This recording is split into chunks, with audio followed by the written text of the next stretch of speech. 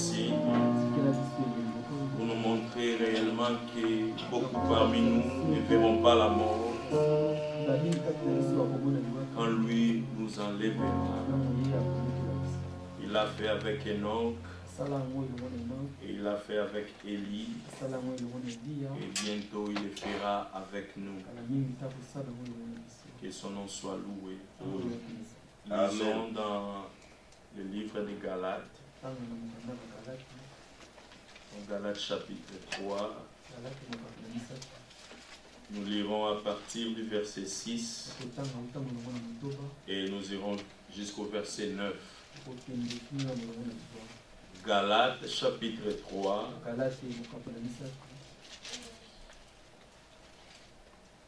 Nous commencerons à partir du verset 6 et nous lirons jusqu'au verset 9. Nous lisons dans les précieux noms de notre Seigneur Jésus-Christ. Comme Abraham crut à Dieu et que cela lui fit imputer à justice, reconnaissez donc que ce sont ceux qui ont la foi qui sont fils d'Abraham. Aussi l'Écriture, prévoyant que Dieu justifierait les païens par la foi, a d'avance annoncé cette bonne nouvelle à Abraham. Toutes les nations seront bénies en toi. Ainsi, ceux qui croient sont bénis avec Abraham le croyant. Que le Seigneur bénisse sa parole. Élevons nos voix. Disons merci au Seigneur pour ce moment merveilleux, pour sa grâce qu'il nous accorde de croire Dieu, de croire sa parole comme il l'a prescrit. Disons-lui merci pour cette grâce qu'il nous accorde encore aujourd'hui. Venir dans sa présence et écouter sa parole. Prions et rendons grâce à Dieu.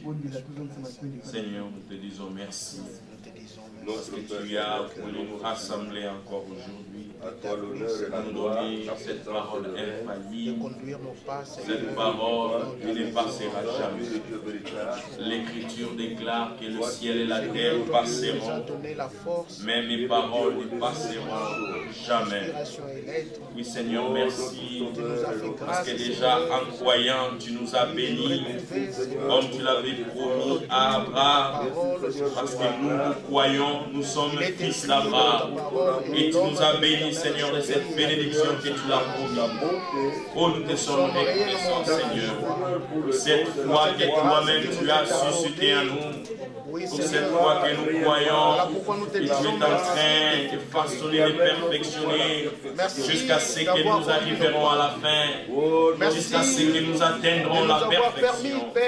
Merci pour la grâce, Seigneur, d'avoir permis que nous puissions écouter ce que tu es en train de faire à notre temps.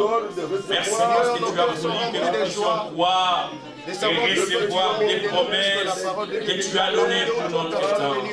Merci parce que tu as voulu nous insérer dans ton plan et tu as voulu que nous puissions reconnaître tes foi. Nous nous laissons encore enseigner par toi aujourd'hui. Nous nous abandonnons à toi. Dirige-nous, Seigneur. Donne-nous ta parole. Nourris-nous, Seigneur. Sanctifie-nous, lave-nous. Perfectionne-nous, taille-nous. Seigneur, pour que nous soyons des hommes faits à la fin, semblable à Jésus-Christ. Nous nous laissons à toi, Seigneur. Seule ta parole peut accomplir cela. Oui, nous nous laissons, Seigneur, sous la puissance de ta parole. Toi qui sondes le cœur et les reins, nous prions pour que tu nous parles encore aujourd'hui. Par ta parole, tu nous as donné encore la foi. Donne-nous ces cœurs capables de te croire, Seigneur. Oh, donne-nous la foi, Seigneur, de croire à tout ce que tu nous as prescrit, Seigneur notre Dieu. Enlève le doute au milieu de nous, Seigneur notre Dieu. Qu'en aucun cas, Seigneur, nous arrivons à douter de ta parole. Éloigne le doute dans le cœur de tout un chacun de nous. Seigneur, que nous croyons tout ce que tu nous diras. Encore ce soir, Seigneur. Réponds aussi aux besoins de tout un chacun de nous. Mais la puissance de ta parole. La Bible dit que tu es derrière ta parole pour l'accomplir. Ce que tu as déclaré, Seigneur, tu l'accompliras certainement. Oui, Seigneur, c'est sur ces promesses que nous voulons fonder notre foi. Oui, nous nous abandonnons entre tes mains, Seigneur. Ouvre-nous encore les yeux, que nous puissions reconnaître encore tes voix aujourd'hui. Enseigne-nous ta parole. Ouvre les yeux de nos cœurs, Seigneur. Rends-nous attentifs, Seigneur, à tout ce que tu nous diras. Que nous ne puissions pas manquer, Seigneur, ce que tu as préparé pour compter chacun de nous. Que les soucis de ce monde soient éloignés. Que rien ne nous empêche à recevoir cette sémence avec joie. Pour qu'en retour, cette parole puisse produire des fruits dignes de la repentance dans la vie de tout un chacun de nous. Tu as dit que ta parole ne rentre pas en toi sans effet, Seigneur. Aujourd'hui encore, nous te supplions, Seigneur, que cette parole que nous écouterons aujourd'hui ne puisse pas retourner en toi sans pour autant faire de nous des fils et des filles de Dieu. Nous nous remettons sous ta puissante main. Enseigne-nous toi-même, Seigneur. Au nom de Jésus-Christ, nous avons ainsi prié. Amen. Amen. Amen. Nous pouvons nous asseoir. Que Dieu bénisse tout un chacun de nous. Il nous conduit encore aujourd'hui pour venir dans sa présence et écouter sa parole. C'est une grâce pour nous d'écouter et de voir ces choses. Nous sommes vraiment reconnaissants à Dieu pour l'Ancien et le Nouveau Testament, pour la foi qu'il a accordée à tout un chacun. Et encore aujourd'hui, nous nous attendons à lui. À chaque jour, à chaque heure, nous comptons sur lui. Et que le Seigneur aujourd'hui encore nous soutienne par sa parole.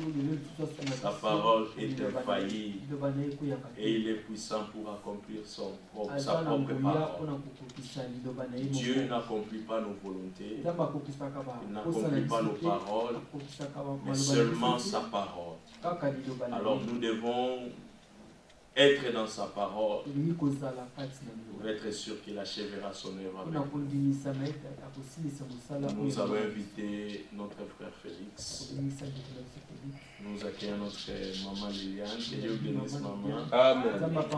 La présence au milieu de nous et l'enfant, que Dieu bénisse. Nous invitons le frère Félix.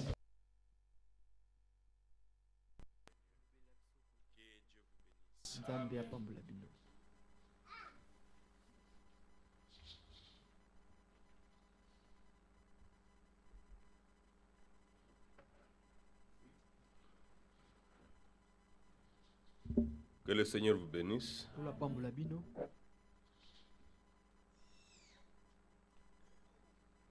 Nous avons les salutations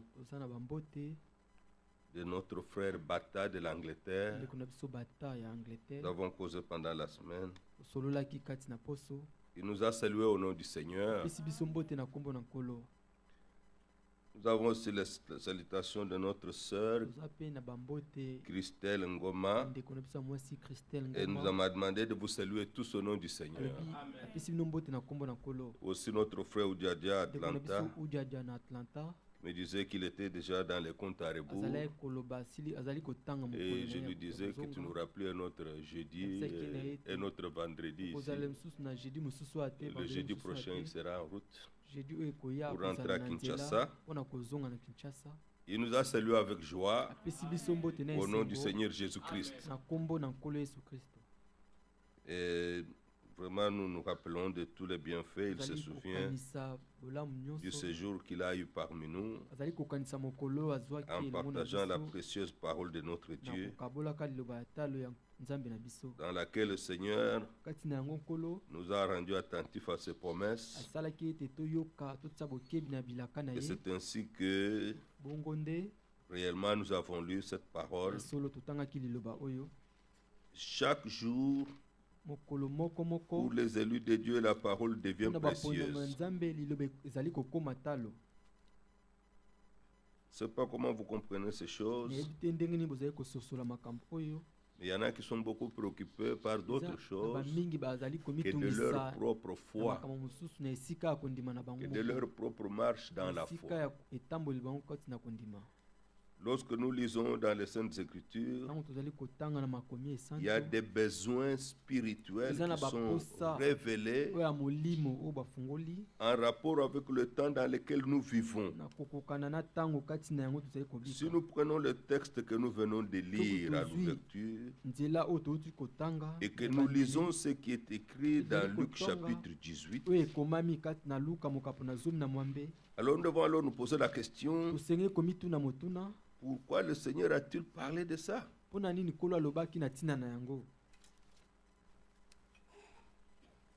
J'aimerais pour cela relire le passage de Galates 3, nous avons lu, versets 6 à 9. Et alors nous allons aller dans Luc 18, pour lire aussi là-bas dans Luc 18.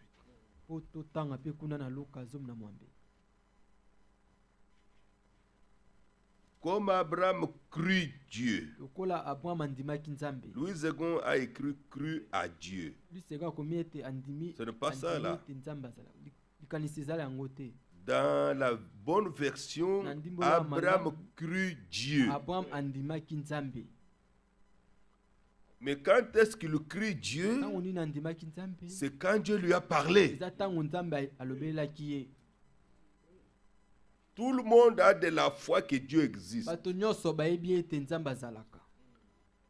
Mais nous n'avons pas la certitude qu'il croit Dieu. Comme nous le disions dimanche, même les démons croient que Dieu existe. Mais ils tremblent. Donc il ne s'agit pas maintenant de celui qui croit à Dieu, mais de celui qui croit Dieu quand Dieu lui a révélé sa parole. Abraham crut Dieu. Si vous lisez dans la version d'Arby, vous verrez ça. Et que cela lui fut imputé à justice. Dieu l'attribua sa propre justice parce qu'il donna raison à Dieu. Croire Dieu, c'est lui donner raison. C'est celui qui reçoit la parole sans contestation. Le péché originel, c'est l'incrédulité.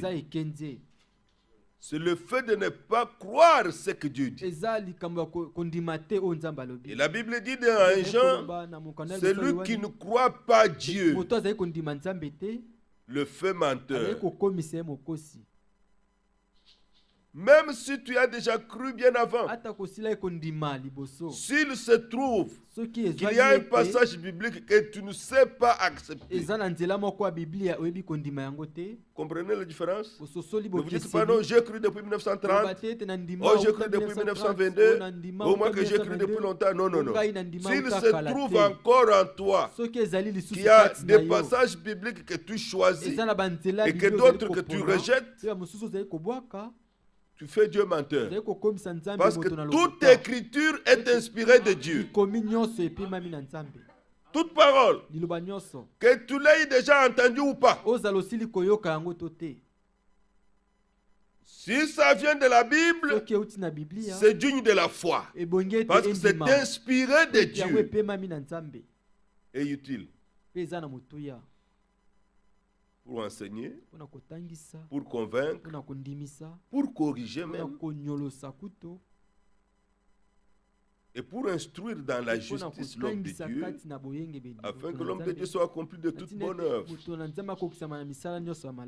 Lorsqu'on en arrive à instruire et à corriger, chacun s'accroche à la doctrine de son église.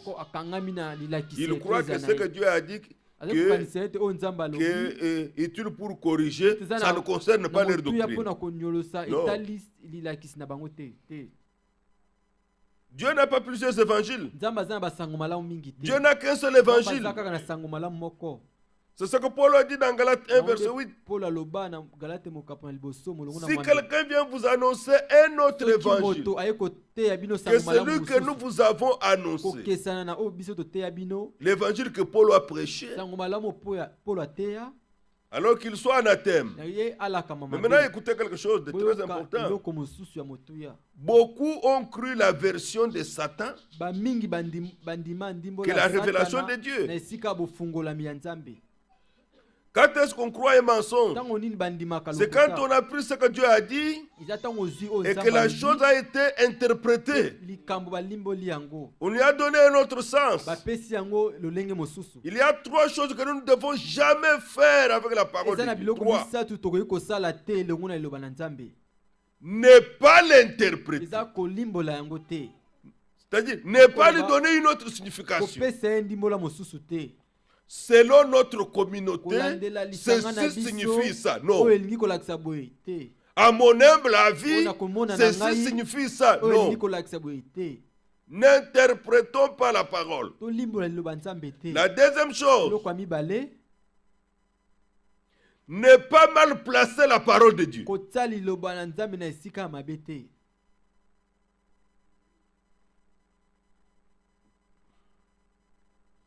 Pas nécessairement ça. Nasika na yangote. Comprenez? Ce que vous l'avez placé. Une parole peut être, elle doit s'accomplir plus tard. Vous dites qu'elle s'est accomplie maintenant. Ou elle s'accomplit maintenant. Vous dites qu'elle s'accomplira plus tard. Vous l'avez mal placé. Vous pouvez croire cela. Une parole mal placée, ça ne vous donnera pas la foi véritable. Je vous donne un exemple de cela. 2 Timothée, chapitre 2. Combien aiment la foi biblique? C'est de cela qu'il s'agit ici. Ne pas mal placer la parole. Les promesses de Dieu. Les prophéties bibliques surtout. 2 Timothée chapitre 2. Commençons du verset 16 à 18. Instruction. Évite les discours vains et profanes. Un croyant biblique, un croyant véritable ne parle pas de n'importe quoi. Il y en a qui pensent qu'on parle de la parole seulement quand on vient à l'église. Et que dehors, on doit parler de musiciens, on doit parler de footballeurs, on doit parler de politiciens, on doit parler de tout ce qui se passe, on doit parler. Il est à éviter certains discours.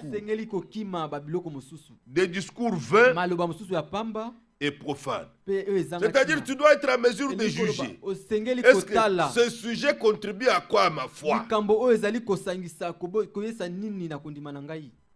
Et on parle de quelque chose de profane.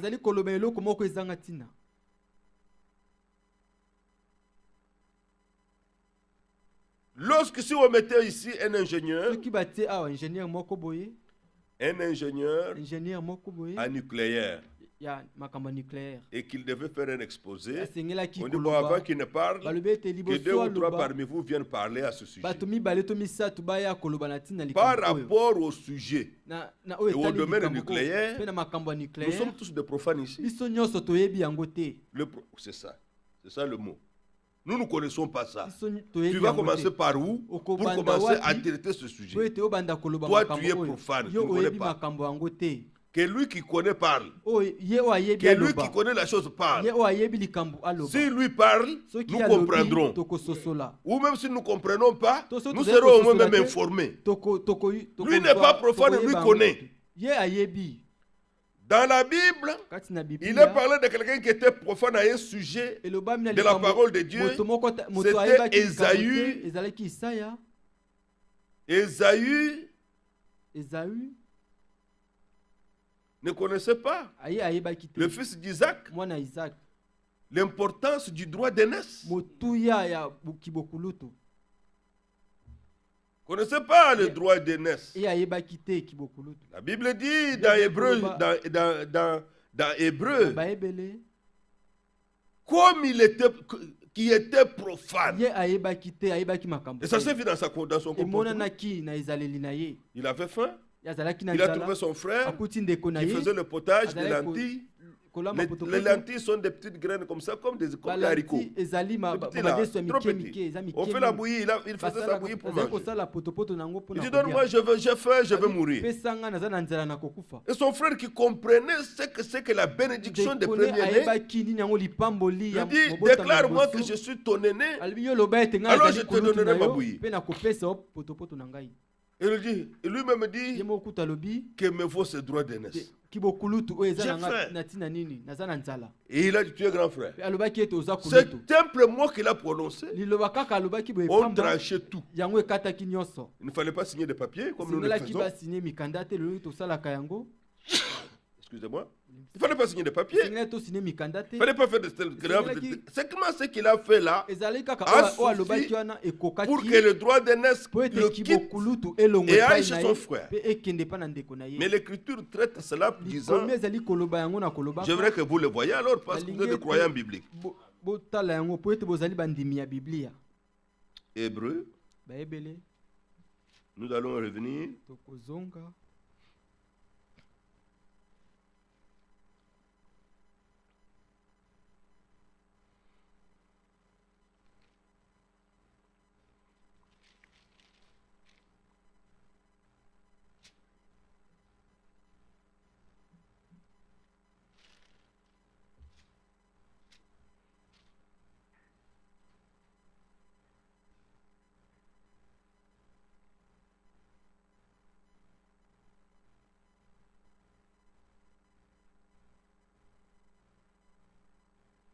Hébreu 12.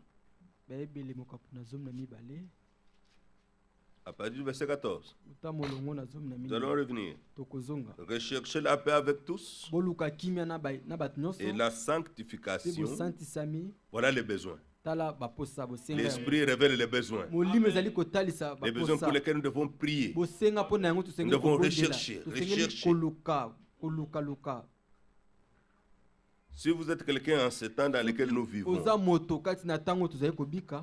recherchant, trouvez dans tous les conflits, mes ententes avec l'un à gauche, à droite, nous comprenons que tu n'es pas en train de chercher d'aller dans l'enlèvement.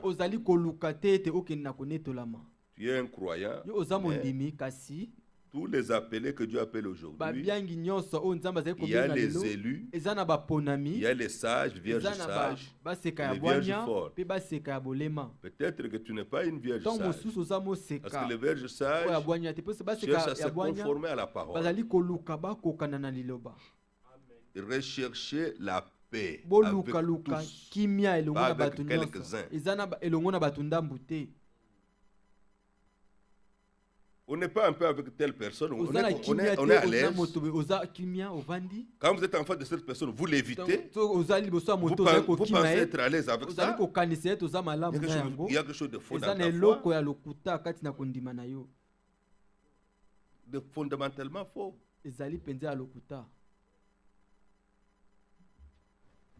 Vous devriez être bien, même avec l'ennemi. Le messager disait, si même après un conflit, tu ne te sens pas à l'aise de mettre le bras autour de celui que tu penses être un adversaire et l'appeler frère ou sœur, il y a quelque chose de faux dans ton expérience.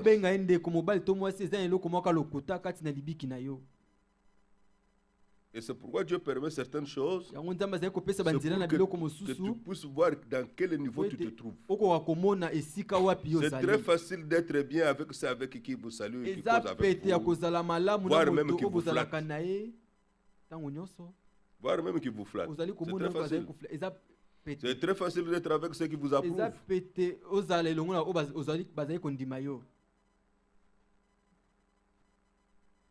Mais ce n'est pas ce que le Seigneur dit ici. Ici, il est dit, recherchez la paix avec tous. Moi, je remercie le Seigneur. Je n'ai aucun conflit avec quelqu'un. Je peux rencontrer celui qui pense être mon adversaire à tout moment, à tout instant. Sans problème. Mais heureusement, je ne l'ai pas. Dieu a fait grâce. Je ne crée pas de problème aux gens. Je suis peut-être celui qui ressort plus de coups que d'en donner. Je n'en donne pas. C'est celui qui se fait plaisir de me donner des coups qu'il donne. Et c'est merveilleux. Et vous pouvez vous mesurer à cela.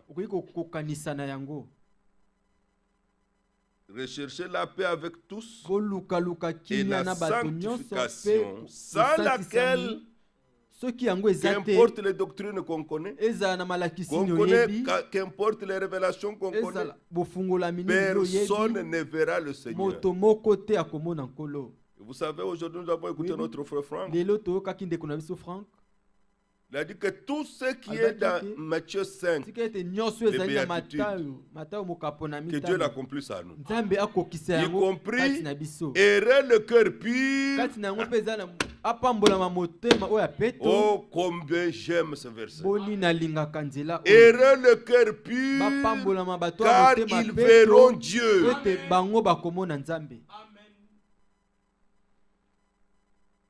J'aimerais vous témoigner ça personnellement. Je n'ai d'arrière-pensée sur personne. Je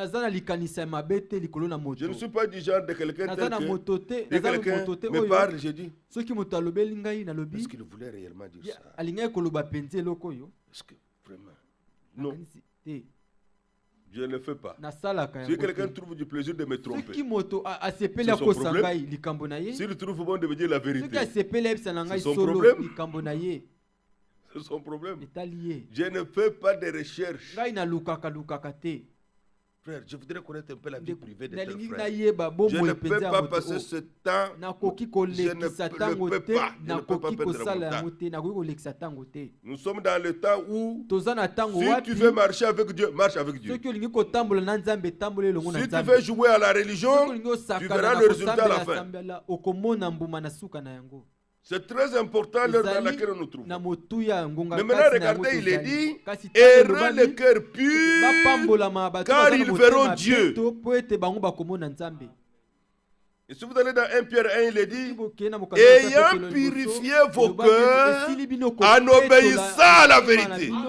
Ça ne peut pas venir simplement parce que vous avez prié. Vous devez prier et recevoir la grâce d'obéir à la parole.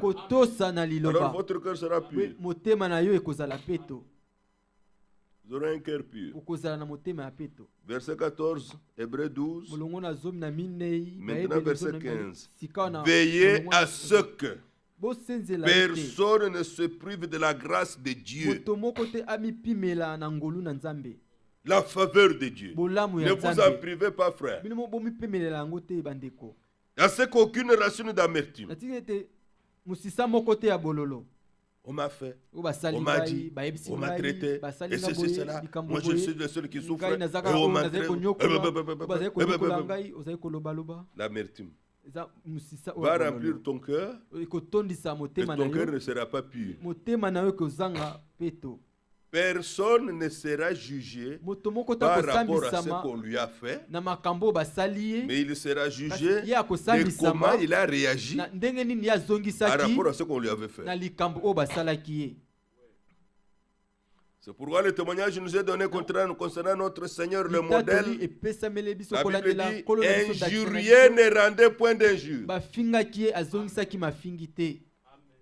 Et il y a des gens encore aujourd'hui te disant croyants. Dès qu'il a entendu que tel avait dit ça, s'il connaît son numéro de téléphone, il va le téléphone. J'ai appris que tu avais dit ça. Pourquoi tu dois répondre? Pourquoi? Pourquoi tu veux te justifier? C'est un niveau trop bas de la foi. Il est prêt à prendre le téléphone, à appeler la personne. Je viens d'apprendre que je n'aime pas qu'on parle de moi comme ça. Toi, tu es qui? Jésus, on l'a traité de Belzéboul. Jésus, on l'a traité d'imposteur. On l'a traité d'un enfant illégitime. Le Seigneur de gloire. Il a dit, si on a fait ceci au bois vert, qu'est-ce qu'on fera au bois sec comme nous? Vous voyez que quelque part, on ne marche pas dans les lignes de l'évangile. Et on prétend à un enlèvement illusoire. Il faut que ces choses soient réelles. Je sais simplement, dans toute humilité, il n'y a que les élus qui comprennent ça. D'autres sentent ça trop dur. D'autres sentent peut-être ça trop exagéré.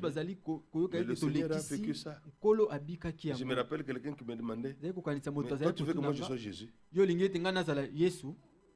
Alors, voilà quelqu'un qui me montre qu'il n'est pas un élu. Il vient de me dire qu'il n'est pas un élu. C'est ce qu'il vient de me dire. Il se révèle à moi qu'il n'est pas un élu.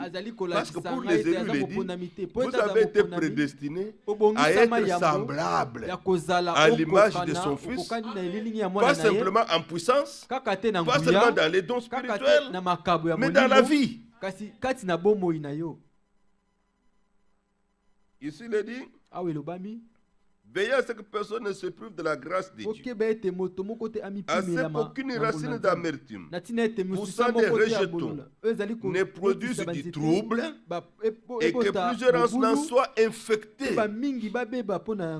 Regardez qu'il peut y avoir beaucoup de dégâts. L'amertume pousse maintenant dans les autres. Et comment ça pousse dans les autres? On a utilisé sa langue pour se plaindre, pour parler, informer les autres. Alors ça va pousser dans les autres. Et ça produit du trouble. Et plusieurs deviennent malades. Spirituellement, infectés. Comment tu répondras de ce dégât devant Dieu?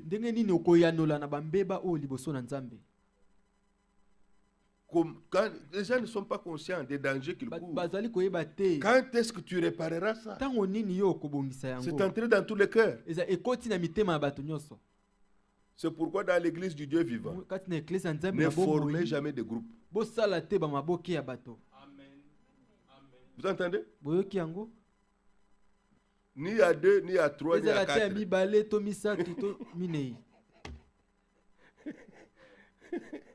N'essayez pas. Votre groupe peut devenir un groupe dangereux.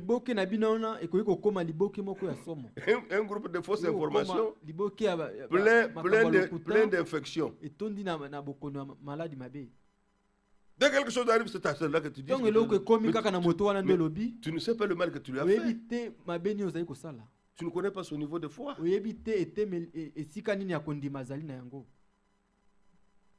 Tu ne connais pas le dégât. Le Seigneur utilise des termes que nous pouvons comprendre. Infection. On est déjà malade. Verset 16. À ce qu'il n'y ait ni débauché, ni profane. Vous avez entendu? Les discours vains profanes. Il y en a un, ni profane. Qu'il n'y ait pas de profane parmi vous. Ce qui veut dire, l'ignorance de la volonté de Dieu ne vous sauve pas. La volonté de Dieu pour l'heure dans laquelle nous nous trouvons ne vous sauve pas. Vous ne devez pas être profane à ce que Dieu fait en ce jour. Comme Esaü, qui pour aimer quelque chose à manger, vendu son droit d'aînesse. Verset 17. Vous savez que plus tard, même quand il a compris après, c'était déjà tard. Voulant obtenir la bénédiction, il fut rejeté. Quoi qu'il l'ait sollicité avec avec larmes en pleurant. Il a compris l'importance. Il a compris qu'il devait être béni. Mais il ne peut plus obtenir la bénédiction car il ne peut amener son père à changer de sentiment. Isaac ne l'avait pas fait de mauvais cœur. Le papa même, il était conduit par Dieu. Vous savez ce que vous pouvez remarquer dans les Écritures? Ces patriarches de l'Ancien Testament, quand ils avançaient en âge, ils devenaient comme des prophètes. Regardez que il n'y a même pas un... il n'est pas influencé par un sentiment. C'est mon enfant quand même. C'est mon enfant quand même. Comme parfois on perd l'orientation en cela. C'est mon enfant quand même. Non. Ici, il s'agissait de choses divines. Dieu l'a dirigé ainsi. Il a dit mon fils. Lisez ça dans Genèse. Il a dit mon fils. Il n'y avait que ça. Esaïe lui a demandé, Père, il n'y avait que ça comme bénédiction. Il dit oui. Aussi toi aussi tu pourras être béni. Mais pour la bénédiction des premiers-nés, je l'ai déjà donné à ton frère. Il n'y en a pas deux. Retournons dans Timothée. Est-ce que vous avez compris? Retournons dans 2 Timothée, chapitre 2, verset 16. Évite le discours vain et profane. On est allé là pour que vous compreniez profane. Maintenant, d'autre côté positif, lorsque la proclamation de la parole de vérité est apportée, acceptez la volonté de Dieu.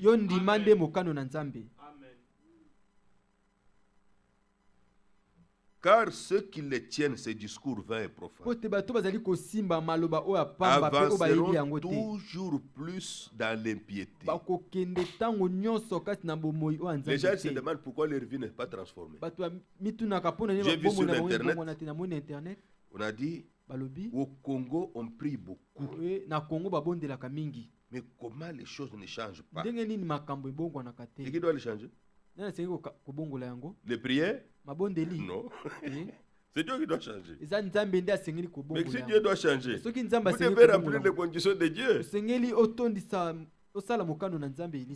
Mais si vous n'avez pas rempli les conditions de Dieu, Dieu est étranger à tout ça. Il n'a rien à voir. Je suis allé voir mon frère Serge une fois, ce soir, on avait quelque chose à arranger, à parler, à arranger. Il y avait des personnes qui causaient là-bas. Et c'était le même sujet. On prie beaucoup au Congo. Et puis, pourquoi les choses ne changent pas? Du temps d'Élie. Élie a convoqué, ils sont venus. Il a le feu descendu. Alors tout le monde écoute Alain Moloto. Moto ekita, moto ekokita. Oui. Le feu ne descendra pas. Non, ce n'est pas parce que je suis contre ça, non. Il faut que les conditions du temps d'Élie soient aussi remplies. Dieu ne change pas sa manière de faire. Les bien-aimés, les frères là ont fait bien. On dit, mais comme tu es là, tu peux dire aussi quelque chose là-dessus. Je crois même que frère Serge est témoin. Je n'ai pas parlé beaucoup. Il dit, mais regardez, du temps d'Élie, le prophète, dans l'Ancien Testament, une chose était vraie, les gens ne suivaient pas plusieurs choses. Tous les prophètes qui ont été appelés par Dieu après Moïse ramenaient le peuple à la loi de Moïse. À la loi de Moïse. Alors c'est ainsi que quelqu'un comme Élie, il a dit au Seigneur, j'ai fait toutes ces choses selon ta parole. Réponds-moi, Éternel. Réponds-moi.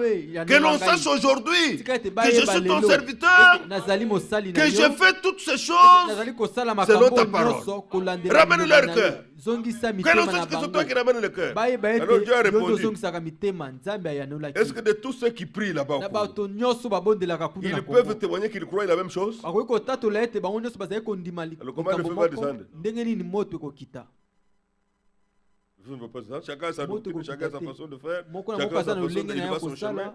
Dieu ne peut pas répondre par le feu. Mais bientôt à la fin, Dieu va répondre. Ne pas prier là-bas. À son programme à lui. Pas au Congo, dans le monde entier. Parce qu'il y a une promesse. Toute la création attend la manifestation des fils de Dieu. Dans Romains chapitre 8. Tous les écureuils qui passent devant chez vous, et les lapins, les chiens des voisins et compagnie, même ils regardent même le propriétaire. Nous ne sommes pas dans la condition de commencement. On a les cordes au cou, on est dans les cages. Au commencement, Adam parlait, nous comprenions. Aujourd'hui, les gens cherchent à dompter les bêtes. À la fin, les bêtes les tuent même. Oui. On a montré à la télévision un chien a tué une dame dans sa maison. On a montré ça à la télé. J'ai suivi un jour une émission. On a montré juste, pas même une émission, c'était juste une information. Une femme qui élevait un python à la maison. C'était une musicienne. Et elle l'amenait souvent dans ses shows de musique. L'enroulait au cou. Et un jour, l'enroulait au cou. Et alors,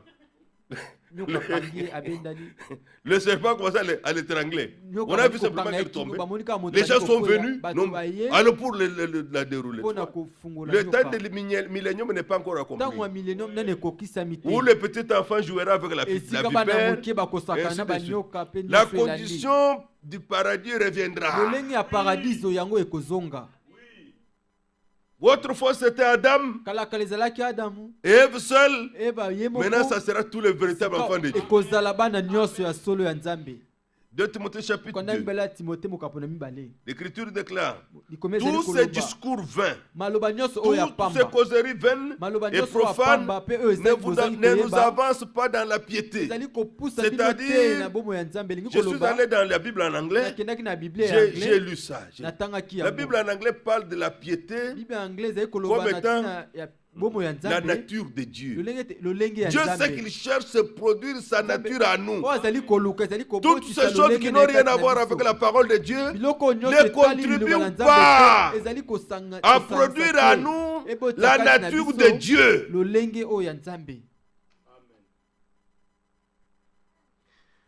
Verset 17. Et leur parole rongera comme la gangrène. D'abord, ça ne nous amène pas à la vie de Dieu. Et deuxièmement, ça nous détruit. C'est une infection. La gangrène. Ceux qui font les études médicales peuvent vous expliquer. Ceux qui sont dans les médicales peuvent vous expliquer. Maintenant, on donne un exemple. De ce genre de ses frères se trouvaient en ce temps de Paul. De ce nombre sont Hyménée et Philette, deux prédicateurs qui se sont détournés de la vérité, disant que la résurrection est déjà arrivée et qui renverse la foi de quelques-uns. Sur tous les autres points de doctrine, ils étaient d'accord.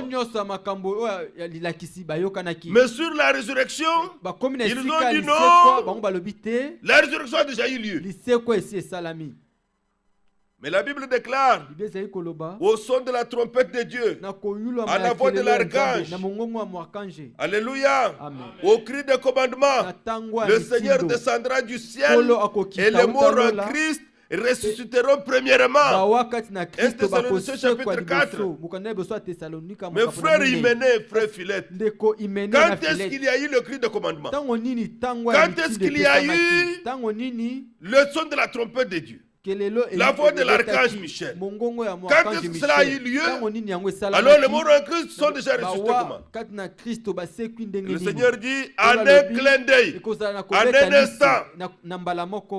Bien-aimés frères, ils ont mal placé la promesse de la résurrection. Au lieu que ce soit dans le futur, ils ont dit que ça a déjà eu lieu. Comme ceux qui disent déjà aussi maintenant que l'enlèvement a déjà eu lieu. Ne pas placer mal la parole. Ne pas lui donner un sens à vous. N'acceptez pas la version du diable comme ce qu'il y a eu dans le jardin d'Éden. Dieu sait que si vous mangez ce fruit, vous ne mourrez point. Dieu dit vous mourrez, il a seulement ajouté ne. Ne négatif. C'était fini. Ils ont écouté la version du diable. La mort nous a frappés tous. L'homme n'était pas appelé à mourir. L'homme n'était pas appelé à mourir. L'homme en tant que fils de Dieu devait vivre comme Dieu éternellement. Alors Dieu dans son amour a décrété maintenant la nouvelle naissance. La nouvelle naissance, c'est pour que nous ayons la vie éternelle. Et le diable regarde, il a dit bon, la nouvelle naissance, moi je fais adhésion à l'église. Ce type est terrible. Il est terrible. Il dit, la nouvelle naissance, ils naissent de nouveau, ils ont la vie éternelle. Moi, je vais les convaincre que attachez-vous à l'église, vous avez la vie éternelle. Quelqu'un pense que s'il s'attache à l'église, il a la vie éternelle. Non. L'église ne donne pas la vie éternelle. C'est lui qui a le Fils, Christ a la vie. Celui qui n'a pas le Fils n'a pas la vie. À tous ceux qui l'ont reçu, à tous ceux qui croient en son nom, elle a donné le pouvoir. J'aime bien en anglais. En anglais, on n'a pas dit elle donne le pouvoir. On dit il donne le pouvoir. Parce que la parole est un homme. C'est Jésus-Christ qu'il faut accepter. Ceux qui lisent en anglais, ils peuvent voir ce que je dis là. Dans le verset 12 de Jean 1. Il a donné le pouvoir de devenir enfants de Dieu, lesquels ne sont pas nés de la volonté de la chair, ni de la volonté du sang, mais de la volonté de Dieu. Les frères, ils savaient mal placer la parole. Il ne faut pas l'interpréter. Et aussi, il ne faut pas la disloquer.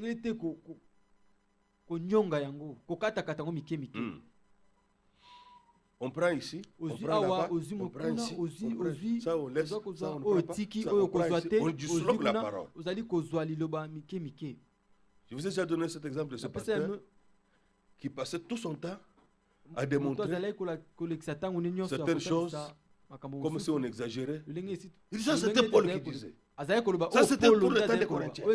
Ça c'était pour le temps des ceci. Alors il avait un croyant dans l'église. Nous sommes vers la fin de l'année. Quand il dit ça c'est pour les Corinthiens, il a arraché la page. Il dit ça c'était pas pour nous. Ça ce n'est pas pour nous. Ça c'était pour votre foi. Il a arraché la page. Alors il avait tellement. C'était cette prédication de cet homme. À la fin de l'année, on est arrivé au moment de se donner des cadeaux de fin d'année, bonne année, tout ça. Il a emballé bien cette Bible et il est allé offrir au pasteur. Pasteur, je te donne cette Bible, le cadeau de bonne année. Ah, merci beaucoup, frère. Et un jour maintenant, le pasteur consulte la Bible, il trouve telle page n'existe pas, tel chapitre n'est pas là. Il appelle mes frères, qu'est-ce qui se passe? Comment tu m'as donné une Bible déchirée? Il n'y a pas d'autre page, il n'y a pas d'autre chapitre. Comment? Nous sommes des croyants de la Bible. Il a dit non, pasteur. Toi, tu nous as dit que ça, ce n'était pas pour ça. Toi, tu nous as dit que ça, c'était pour les Corinthiens. Toi, tu nous as dit que ça, c'était pour les autres. Alors, comme ce n'est pas pour nous, j'ai arraché les feuilles, c'est tout. Alors, le pasteur a compris la gravité de ces déclarations dans l'église. Toute écriture est inspirée de Dieu. N'interprétez pas la parole. N'y donnez pas votre propre version. Dieu est notre propre interprète de sa parole. Soit en l'accomplissant, soit un verset vient expliquer l'autre. Mais pas à mon avis que, selon ma compréhension, le diable entrera là-bas et vous donnera sa version. N'y donnez pas votre propre compréhension. Et la deuxième chose, ne déplacez pas la parole, ne la disloquez pas, ne prenez pas ça, oh, ça ce n'est pas pour nous, vous mourrez spirituellement. Avez-vous compris? Donc, ce passage que nous avons lu dans Galates parle de la foi. Nous avons dit que nous allons relire ça. Hein? Je ne me suis pas égaré. Hein? Comme Abraham crut Dieu, et que cela lui fut imputé à justice, et reconnaissez donc, nous sommes déjà dans Galates 3, verset 7, que ce sont ceux qui ont la foi qui sont fils d'Abraham. Amen. Le même chapitre là. Allez au verset 29. Même chapitre 3, allez au verset 29. Et si vous êtes à Christ,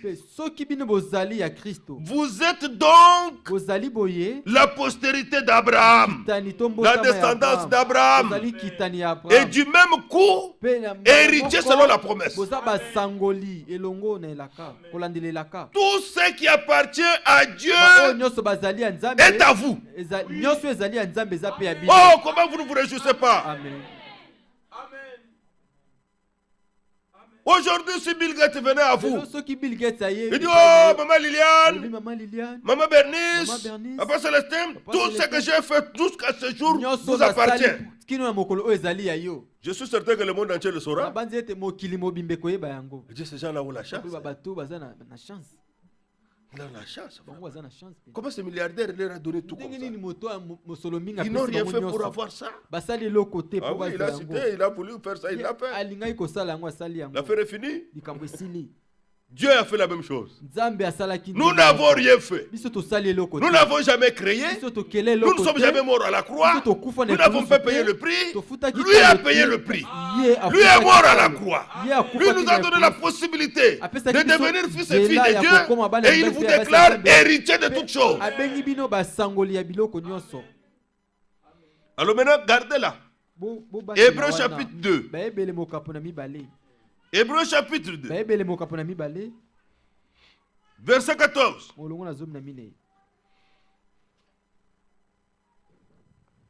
Commençons à 11 pour que vous ayez la pensée totale et que la joie monte dans votre cœur et la vraie foi véritable.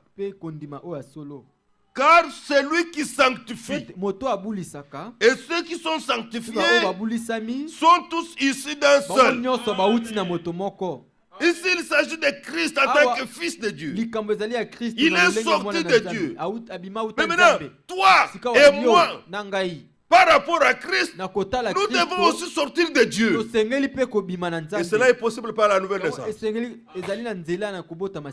Ceux qui sont sanctifiés et ceux qui sont sanctifiés sont tous ici d'un seul. Tel Jésus est né. Par la parole et par l'esprit, c'est ainsi que nous naissons de nouveau par la parole et par l'esprit. C'est pourquoi il n'a pas honte de les appeler frères. Christ n'a pas honte de nous appeler ses frères. Lui, il est le premier-né et nous formons l'assemblée des premiers-nés. Selon Hébreux, chapitre 12. Maintenant, n'êtes-vous pas heureux? Il n'a pas honte de nous appeler frères, de s'identifier à nous.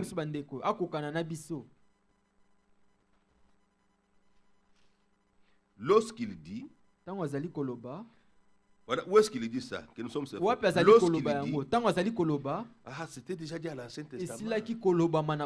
J'annoncerai ton nom à mes frères. Je te célébrerai au milieu de l'assemblée. Ça, c'est le psaume 22. Et encore, je me confierai en toi. Ça, c'est Ésaïe 8. Et encore, mais voici moi et les enfants que Dieu m'a donnés. Vous voyez? C'est pourquoi nous avons lu l'autre jour, il a dit, je n'ai point. Vous le savez? Dans Jean 17. J'ai gardé tout ce que tu m'as donné. Nous sommes fils et filles de Dieu, les enfants d'adoption par Jésus-Christ. Verset 14. Ainsi donc, conclusion. Puisque les enfants participent au sang et à la chair, ils ont la chair, ils ont le sang. Il y a également participé lui-même. Il est devenu homme, comme nous sommes hommes. Christ était 100% Dieu, il était aussi 100% homme. Afin que par la mort, il rende impuissant celui qui avait la puissance de la mort, c'est-à-dire le diable. Il est vaincu. Ainsi, il délivre tous ceux qui par crainte de la mort étaient toute leur vie retenus dans la servitude.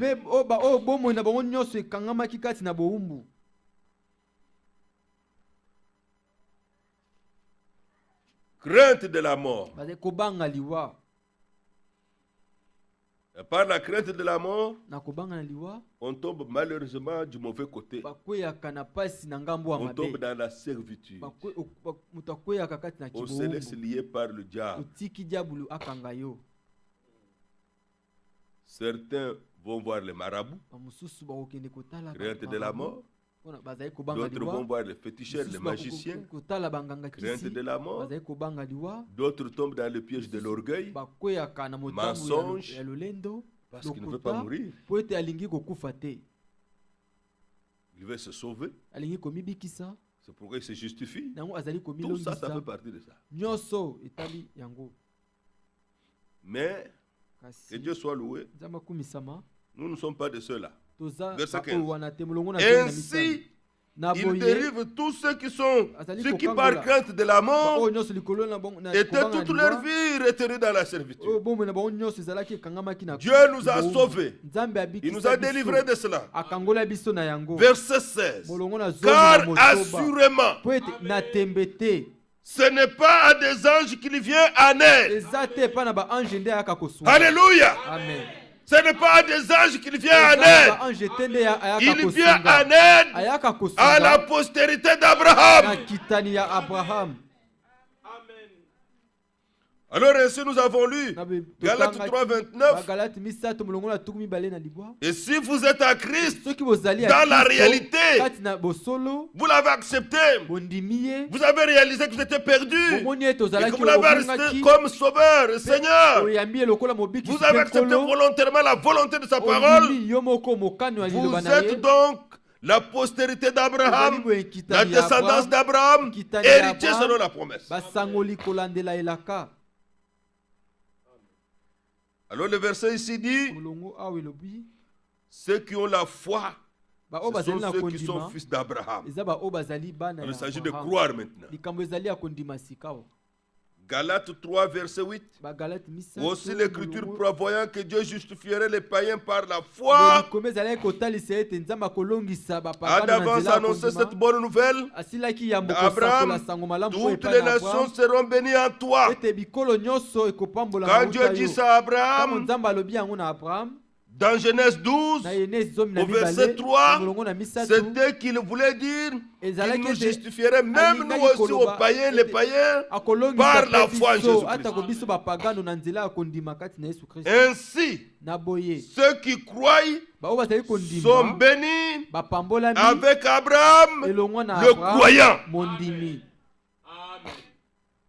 Maintenant, frère, maintenant, mes soeurs, allons dans Luc 18. Luc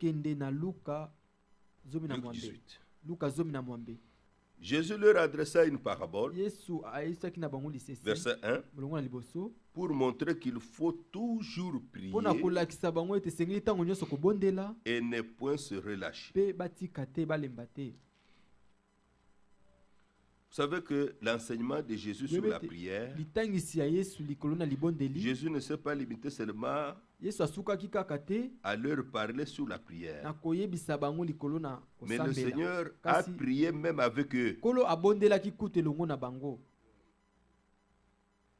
Et Dieu voulant, nous allons utiliser les semaines qui viennent, un jour comme samedi comme ça, nous parlons un peu et nous allons prier beaucoup. Priez beaucoup. Nous l'avons déjà fait. Oh, j'ai eu un témoignage merveilleux. Déjà même longtemps, mais on en a encore parlé aujourd'hui. Notre frère Jean-Marc d'Allemagne, quand je vais en Europe, c'est lui qui me reçoit souvent. Le prédicateur, il a une assemblée là-bas à Cologne. Et à Bonn, pas à Cologne, à Bonn. Et l'assemblée, frère, il n'y a qu'une seule famille, seule famille congolaise. Tous les autres ne sont pas congolais. Il y a des Russes, il y a des Allemands, il y a des Ghanéens, il y a des Camerounais, et tout. Alors, il n'y a pas longtemps, une sœur de Côte d'Ivoire a invité une amie pour venir au culte. Elle est venue. Le jour qu'elle est venue, elle avait un problème très sérieux. Et ils étaient connus seulement à prier, ils ont prié. Puis elle a envoyé une requête au frère. Quand il est venu prier, sa sœur était mariée. Elle était à l'hôpital dans le coma. Elle ne parlait plus. On attendait simplement que le médecin annonce qu'elle est partie, c'est fini. Elle a demandé, ma sœur est dans le coma. Si nous pouvons prier pour elle.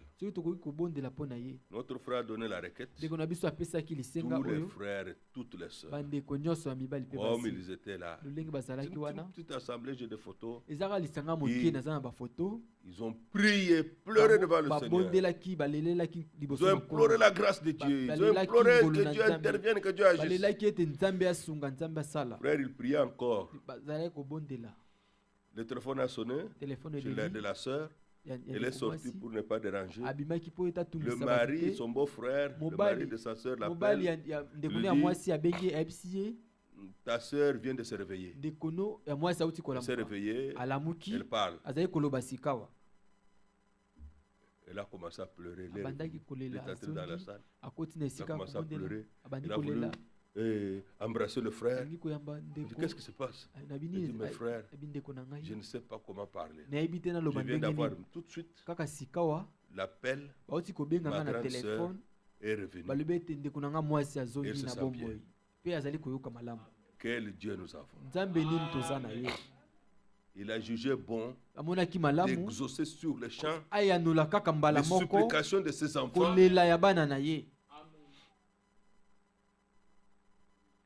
Il faut toujours prier. Vous êtes là? Et ne point se relâcher.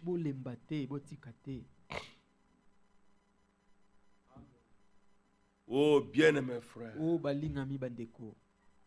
nous ne perdons rien en priant. C'est pourquoi il est dit dans 1 Pierre, chapitre 4, verset 7.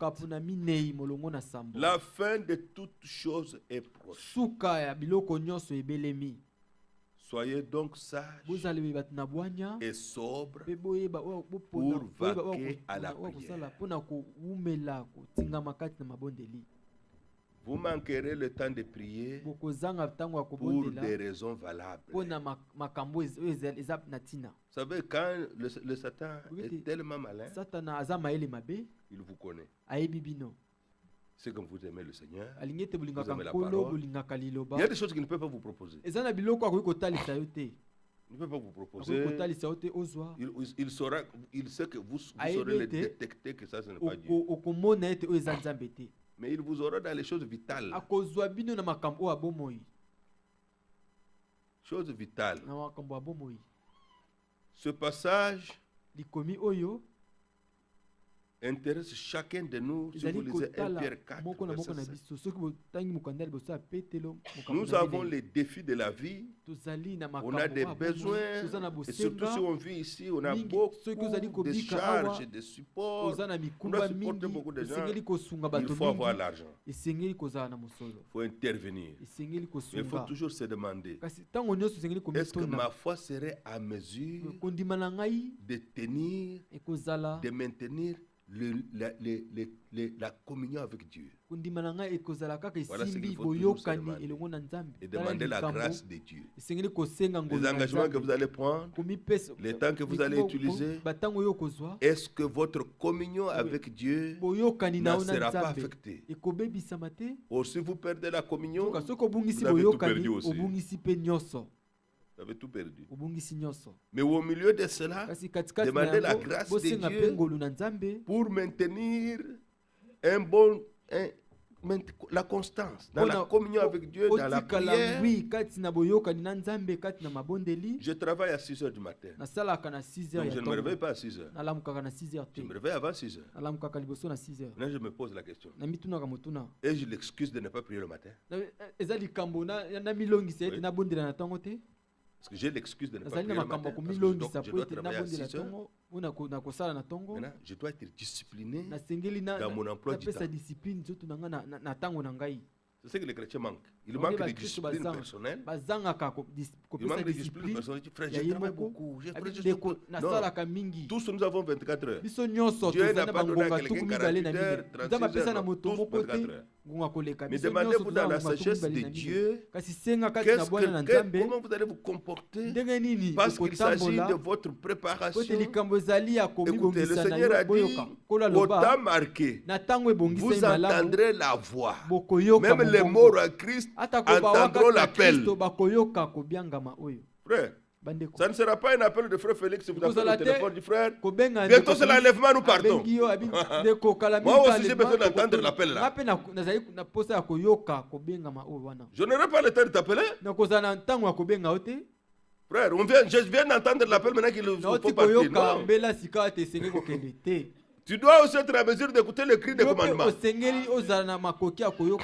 Je pense aussi à ceux qui habitent loin. Ils ont pris la décision pour le problème du travail d'habiter loin, d'être loin de l'assemblée, d'être loin de la parole de Dieu. Est-ce que vous avez la foi nécessaire pour supporter la décision? Parce qu'il faut marcher selon l'analogie de la foi. Il y a la distance. Il y a les véhicules qu'il faut avoir. Si vous avez un vieux véhicule. Un vieux véhicule. Il ne saura pas tenir à faire cette distance longue tous les jours. Ce qui veut dire qu'à un moment donné, vous serez dans les complications. Vous voyez, ces choses doivent être, vous devez les analyser, les méditer à froid. À froid.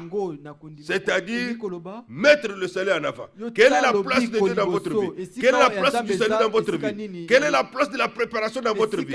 Quelle est la place de la parole de Dieu dans votre vie? Et toutes ces choses, amenez au Seigneur pour que le Seigneur vous conduise, pour que le Seigneur vous dirige. Soyez donc sages et sobres pour vaquer à la prière. Alors ici, le Seigneur dit, il leur parla cette parabole pour montrer quel est le mot clé dans cette parole. Il faut. Vous entendez ça? Tout le reste nous savons. Mais la chose est qu'il faut. Dieu ne nous a pas donné la possibilité de choisir.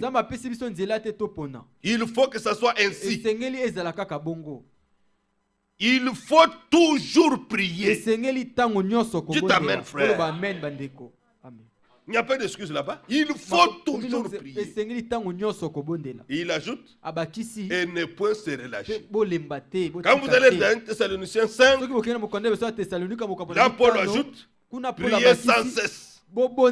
Il a fait la volonté de Dieu. Paul n'a pas simplement parlé sur la prière. Et Paul ajoute, lisez dans d'autres endroits, il dit, je rends grâce à Dieu et nous prions avec une extrême ardeur. Paul en prison. En prison. Il ne s'est pas lamenté là-bas. Il a regardé le frère. J'étais à deux avec Silas. Qu'est-ce que nous allons faire? J'ai écouté un prédicateur il y a 2 jours. C'était dans un cantique qu'il chante dans leur église. Il dit Silas a dit demander à Paul, mes frères, nous sommes là, qu'est-ce qu'on peut faire? Paul lui a dit, nous louons le Seigneur et nous prions. Et c'est ainsi qu'ils ont prié.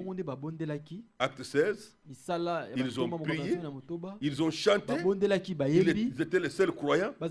Les autres prisonniers les entendaient dire l'écriture.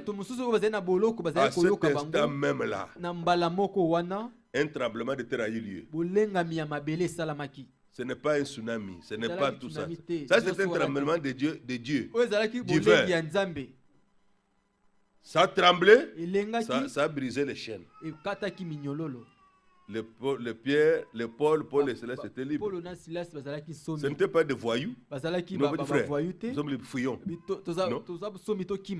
Ça sont des chrétiens. Ils n'étaient pas arrêtés pour ce qu'ils avaient fait de mal. Le gardien de prison a voulu se tuer. Lui, c'est lui qui a voulu se tuer. Croyant que tous les prisonniers étaient partis. Dieu avait fait que les prisonniers ne fuient pas. Et Paul prend la parole et dit, ô homme, nous sommes tous là, aucun n'est parti. Ne te fais pas du mal. Et c'est l'homme là le maître, le directeur de la prison, l'homme qu'on craignait, qui vient en tremblant.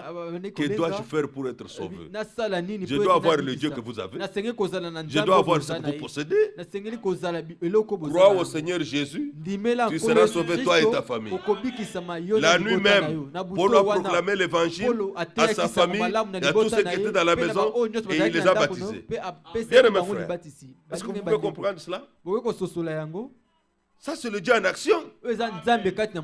Et connaissez ce Dieu vivant. Il faut toujours prier et ne pas se relâcher, même si vous ne voyez pas d'où viendra la solution.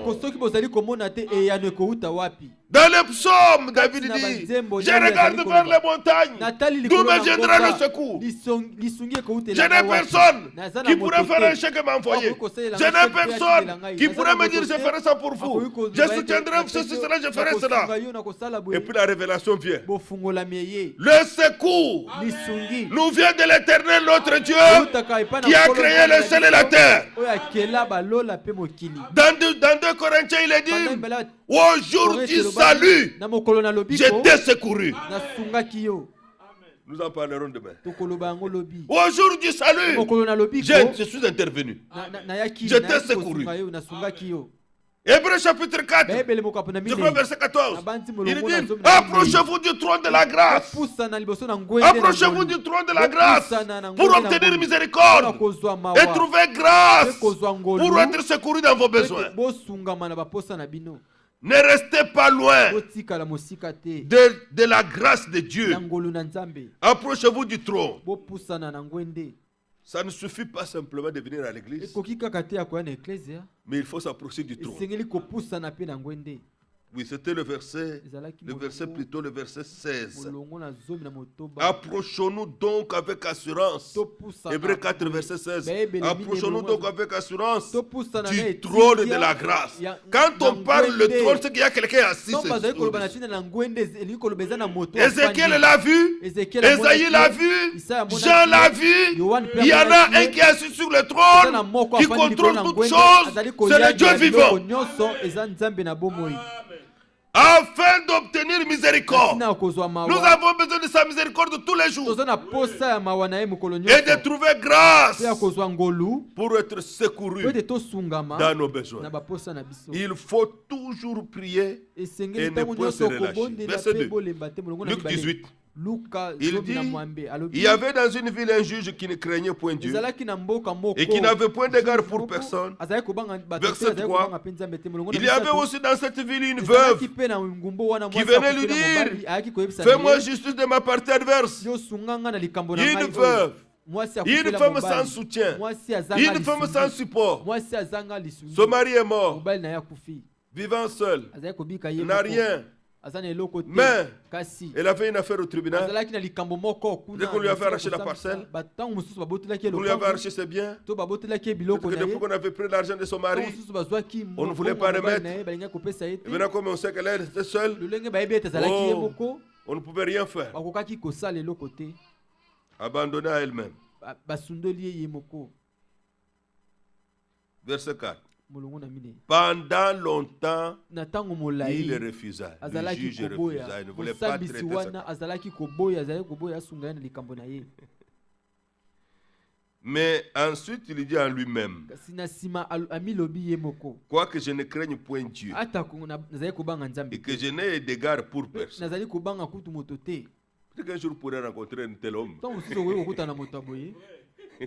Dans vos démarches, dans votre travail, un superviseur ou un manager, je ne sais pas quoi, une femme ou un homme de ce genre, bien que je ne craigne point Dieu, que je n'ai d'égard pour personne. Il s'en foutait de tout le monde. S'en foutait. Ne venez pas lui expliquer que tu as des problèmes. Ne venez pas lui expliquer qu'il comprenne. Il n'a rien à comprendre. Il s'en fout. Tes problèmes sont tes problèmes. Tes difficultés sont difficultés. Sauve-toi toi-même.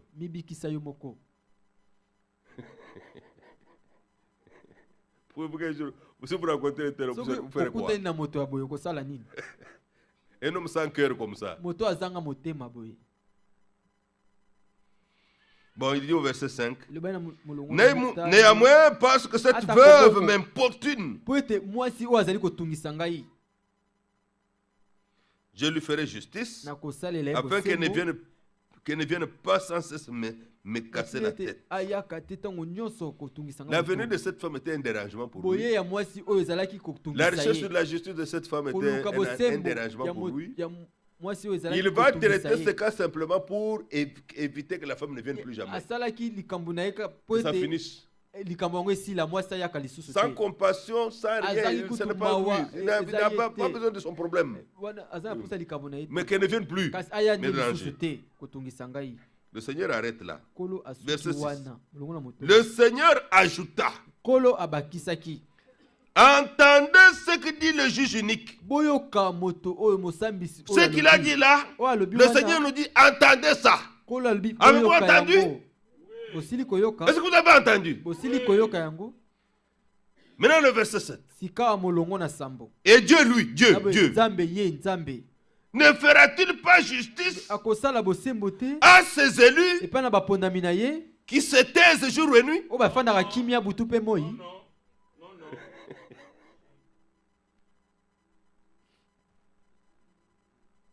Mais vraiment, frère, Dieu m'a abandonné. Mais tu n'as jamais crié? Tu n'as jamais crié? Dieu a utilisé le terme qu'il faut. Et Dieu ne fera-t-il pas justice à ses élus qui crient à lui jour et nuit? Alors ne venez pas me dire que vraiment seulement le jour. Il y en a qui, dès qu'il s'est endormi à 20h, c'est jusqu'à 8h du matin. Son sommeil n'est jamais dérangé.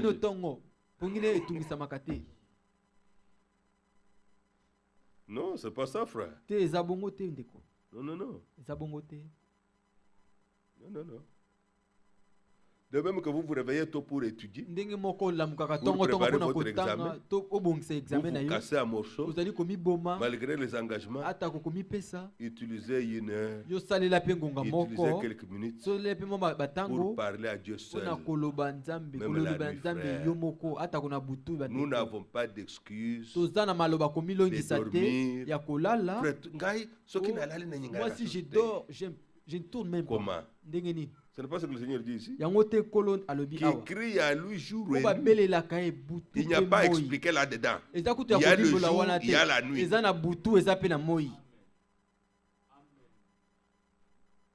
Il faut que la volonté de Dieu nous pénètre.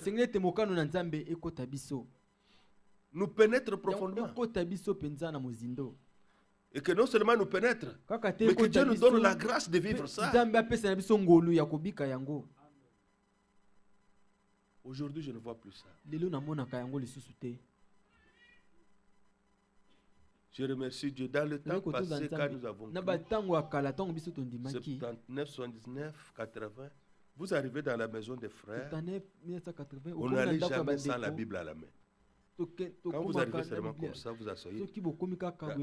Vous voyez simplement des sœurs et des frères dans l'habit de la maison. Là, ils connaissaient déjà. Chacun entre sort avec la Bible à la main.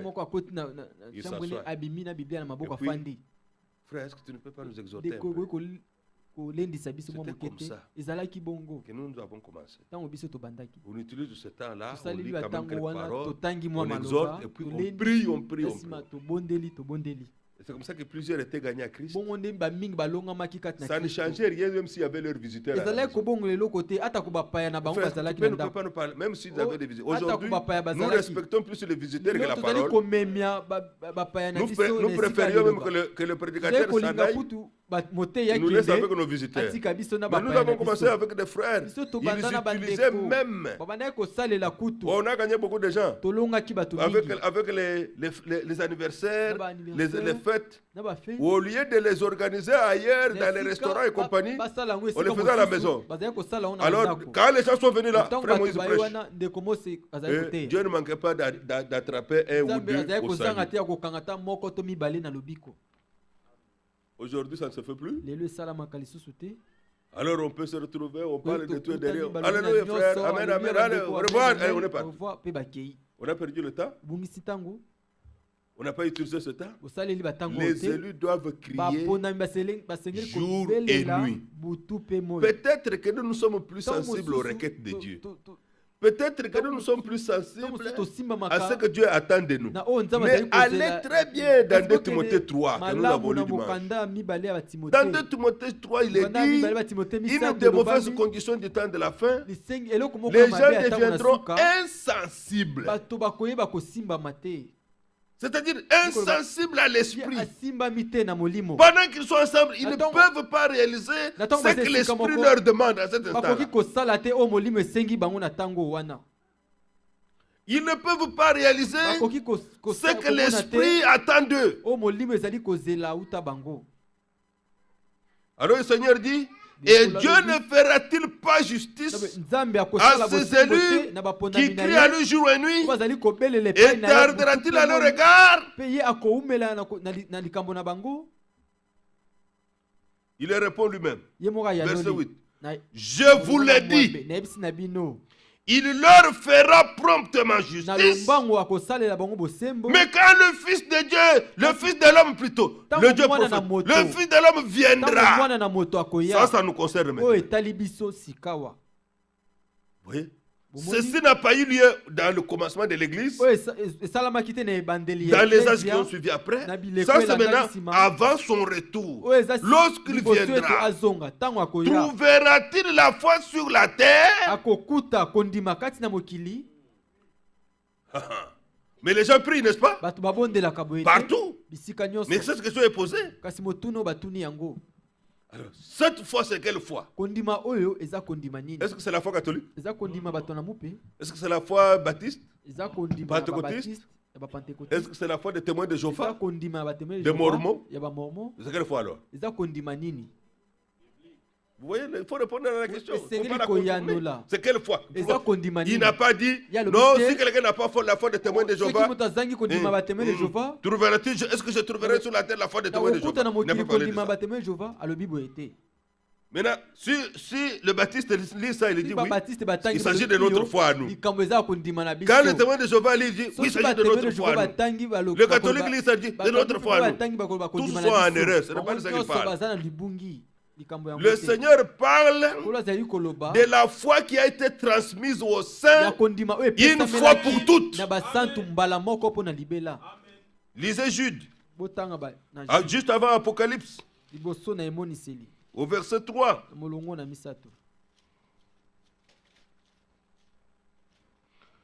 Jude n'a qu'un seul chapitre, verset 3. Bien-aimés, alors que je désirais vivement vous écrire au sujet de notre salut commun, je me suis senti obligé, l'Esprit de Dieu l'a conduit comme ça, de vous envoyer cette lettre pour vous exhorter à combattre pour la foi qui a été transmise au sein une fois pour toutes. La foi que Dieu suscite C'est la foi que lui agrée. Et cette foi est dans sa parole. Elle est basée sur ses promesses. Lorsque nous croyons la parole de la vérité, vous pouvez le lire dans Ephésiens 1, verset 13. L'Écriture dit, en lui, vous aussi, après avoir entendu la parole de la vérité, vous êtes là, pas une interprétation, pas une parole déplacée, pas une parole disloquée, pas sa propre compréhension, mais la parole de la vérité, l'évangile de votre salut. En lui vous avez cru. Et vous avez été scellés du Saint-Esprit qui avait été promis. Dieu ne viendra jamais sceller une interprétation particulière. Dieu ne viendra jamais sceller une parole déplacée, une opinion personnelle. Dieu ne viendra pas sceller l'incrédulité. Alors maintenant la question est, quel est le signe que quelqu'un a reçu le Saint-Esprit? C'est lorsque il peut croire chaque parole sans rien ajouter, sans rien retrancher, sans rien interpréter. Ça c'est le signe qui ne peut pas faillir. Il y en a qui disent que quelqu'un qui a l'amour. On peut imiter l'amour. Qu'est-ce que vous allez dire de Croix-Rouge? Qui sont même dans les guerres, dans les endroits les plus terribles. Qu'est-ce que vous allez dire? Vous ne pouvez pas les contredire. Les ONG humanitaires, ils sont avec les malheureux partout là-bas. Qu'est-ce que vous allez dire? Mais écoutez ce que le Seigneur dit dans 1 Corinthiens 13. Si j'ai donné mes biens aux malheureux, j'ai distribué tout ce qui m'appartient. Si je n'ai pas l'amour, je ne suis rien. Vous voyez qu'on peut faire quelque chose de bien qui n'a pas l'amour. Qui n'a pas l'amour. Donc ce n'est pas l'amour qui peut être le signe. Mais lorsque le Saint-Esprit vient, l'Écriture dit, Jean 16, verset 13, il vous conduira dans toute la vérité. Il n'y a rien que tu rejetteras, que le Seigneur révèle, que le Seigneur fait connaître. Il n'y a rien que tu vas rejeter. Il va te conduire dans toute la vérité de la parole. Alors le Seigneur a dit dans Jean 8, si vous demeurez dans ma parole, vous êtes vraiment mes disciples, vous connaîtrez la vérité et la vérité vous affranchira. Amen. Maintenant, quelle est notre joie? La joie est que si vous avez trouvé la parole est créatrice. Si vous avez trouvé la parole, l'Hébreu 4 dit, elle est suffisante, elle est efficace. Si vous avez trouvé la parole s'accomplit toujours. Si vous avez trouvé la parole, elle ne peut pas retourner à Dieu sans effet. Rien n'est arrivé. Rien ne s'accepte dans nos frères. Elle ne peut pas retourner à Dieu et nous laisser comme ça sans effet. Jamais. Jamais. S'il y a à guérir, elle guérit. S'il y a à sanctifier, elle sanctifie. S'il y a à délivrer, elle délivre. S'il y a à donner la vie, elle donne la vie. La parole est suffisante. La parole est efficace. Comment il faut prier? Prenez la parole. Je parlais avec une fille, elle me dit, souvent quand je vais à l'église, je pleure. Tu pleures pourquoi? Je pleure pour que Dieu m'écoute. Moi je dis non. Non. Dieu n'écoute pas les pleurs. Non. Prenez dans la parole de Dieu, vous trouverez que un homme était malade, paralysé, Et quand il était paralysé, les gens qui le connaissaient l'ont amené. Et quand ils l'ont amené, l'Écriture dit Jésus voyant leur foi. Ce n'est pas voyant ses pleurs. Ce n'est pas parce qu'il était malade et puis j'ai mal. Et Dieu a vu ça, non? Du fait qu'ils ont quitté chez eux. Jésus prêchait dans une maison. Ils ont quitté chez eux. Ils sont arrivés là où Jésus était. Quand ils ont regardé, la salle était pleine, la maison était pleine. Il n'y avait pas moyen de passer avec le malade. On ne peut pas manquer cette occasion, Jésus est là. Ils sont montés à la toiture. Je ne connais pas, on ne donne pas la réaction du propriétaire de la maison.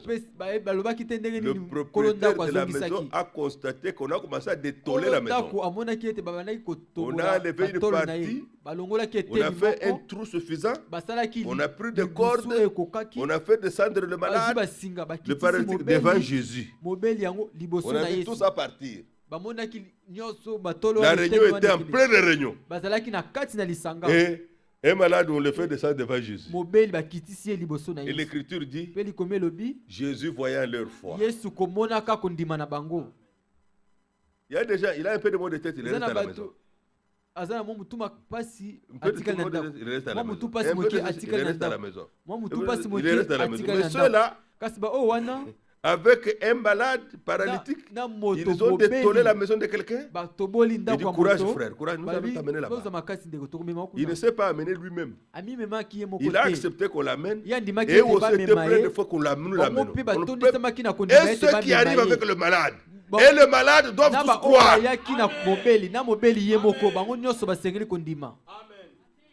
Ne venez pas votre quand vous ne croyez pas.